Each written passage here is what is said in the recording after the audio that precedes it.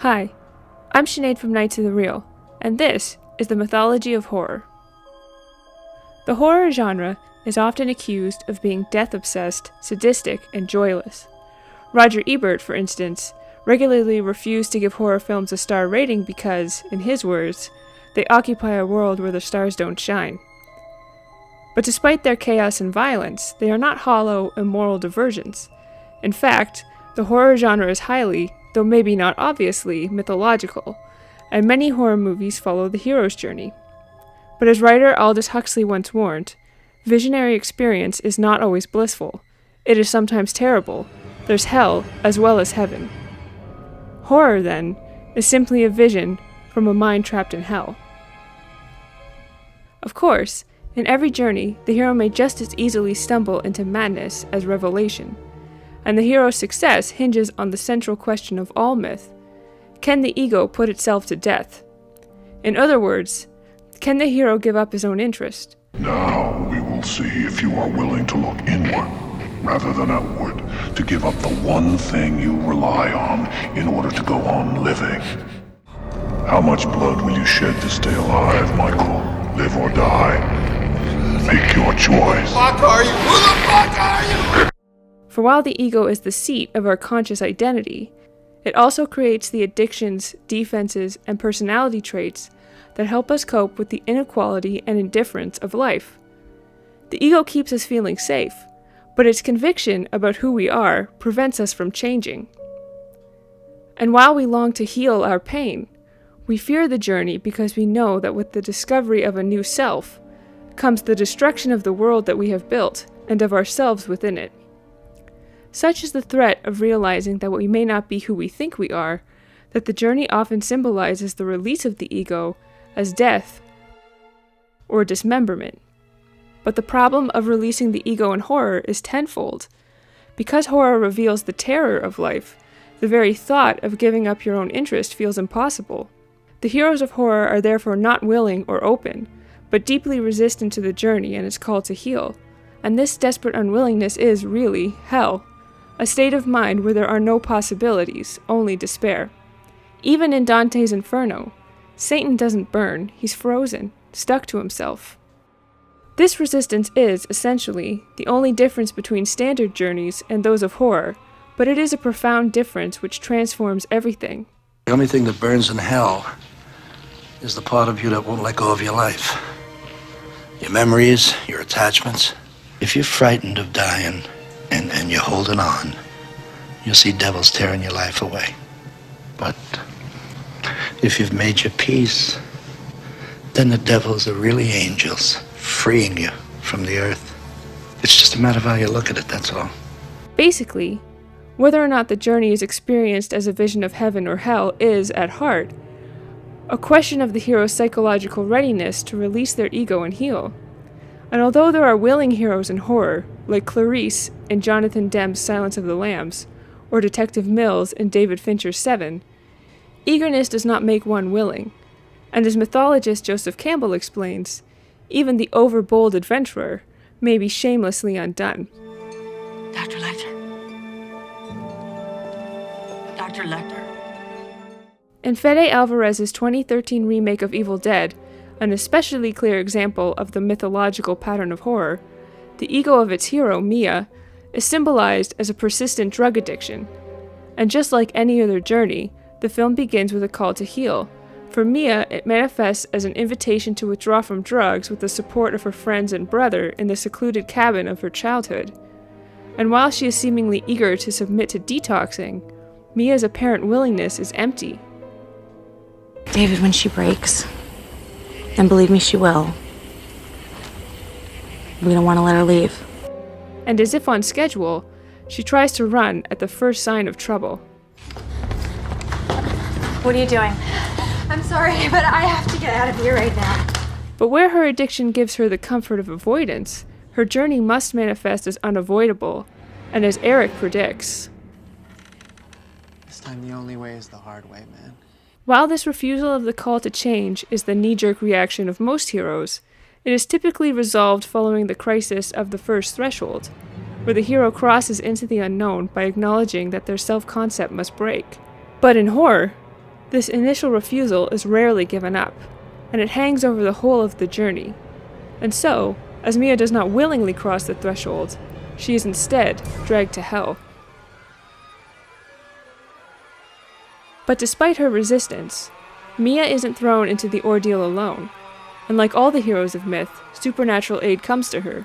However, because she is unwilling, this aid comes disguised.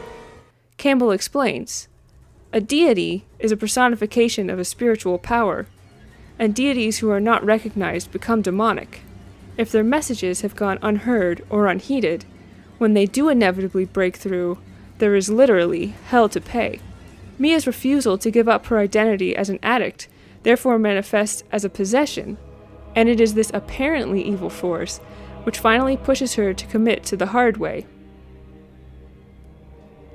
And while more terrifying than the usual guides of myth, it is no less sacred.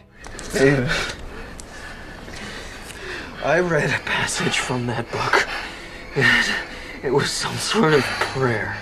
All it takes is a sliver of willingness for these spurned powers to come rushing in. Please, God. Give me a break. Once the hero's conscious life and self have been thrown into chaos, and they've crossed into the unknown, they undergo the road of trials. This is a series of challenges that helps to open their consciousness to a larger, more inclusive sense of self. In horror, however, because the supporting powers are disguised as objects of terror, this road is inverted, and instead of the gradual opening, there's a gradual strengthening of resistance. Instead of finding new abilities and a new understanding of the nature of reality, the heroes of horror are faced with a growing distrust for life unfiltered by the ego's defenses. And what would be reverent awareness in a standard journey, in horror is panic-inducing hypersensitivity.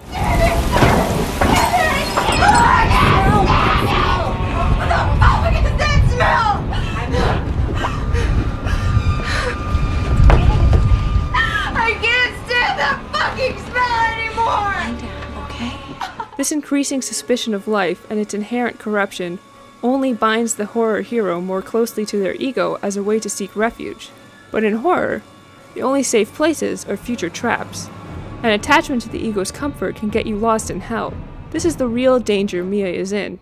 This thing is attached to Mia's soul like a leech. It's becoming her. For to believe the ego is your whole self is to believe that you are incapable of changing or healing. For Mia, identifying with her addiction means she cannot trust herself to recover and know she'll be okay. This is a typical problem in horror, and because its heroes don't know how they'll go on in such a cruel world without looking out for their own self-interest, the journey only seems to drag them further away from releasing their ego. In standard journeys, the ego is almost always dissolved by love. You were right. You were right about me. But Mia has already failed to break her ego with love's strength. We already tried this whole thing back in Flint last summer. Mia made the same promises. She took the same dramatic vow of sobriety before chucking her dope down the toilet. She lasted 8 hours and quit. In fact, Mia's resistance to letting go has become so strong, it's only David's love that's able to pull her out of the abyss of her addiction. Believing she is more than her addiction and can still find peace, David is willing to submit to the hard way and bury Mia alive. I should have been there. I should have been there for you. He's also willing to sacrifice himself in order to give her a chance to live. In any other journey, this act of love would set he and Mia free, but in horror, love is rarely enough. In fact, it's often in vain, for David's love saves no one. David, I missed you, man. And his only reward is death. All David's love can accomplish is to temporarily interrupt Mia's identification with her ego, which breaks the spell of her possession. This allows Mia to see that she is not just an addict, but her brother's love can only hold the door open for so long, and the choice is still hers. The path of healing, as it is so often in horror, is not love, therefore, but suffering. Like the old Zen saying, that in order to achieve enlightenment, you must want it like a drowning man wants air, the path of suffering strengthens the hero's resistance to the point that the hero is in so much pain Setting the ego down isn't a threat, but a welcomed relief. But it's not the cloud-splitting, angel-sung revelation we dream of. In fact, Mia's breakthrough is so unremarkable it's almost disappointing. She simply decides that she's done suffering. You're gonna die here, you pathetic junkie! Enough of this shit. It is an inward apotheosis, not the grand revelation that your love can save the world, but the resisted truth that there is no power other than your own, and only you can free yourself. Mia's freedom comes at the cost of amputating her own hand, showing, as is characteristic in horror, the degree of unconditional willingness needed to give up the ego, as it very literally means sacrificing a part of yourself in order to move on. But the journey isn't complete until the hero, after releasing their ego, is willing to pick it up again to re-enter the world. The difference now is that the hero can set aside their own interest at will. The hero's former world has been destroyed, but in its place, Campbell suggests, is a more fully human life. For the problem isn't having an ego, it's thinking it's you. While Evil Dead is a relatively rare example of a successful hero's journey in horror, Mia's victory is solemn. The blooming of light, which typically represents a final realization of peace, is abandoned. Because on one point, horror is clear. Death and pain are not overcome. There is no happy ending.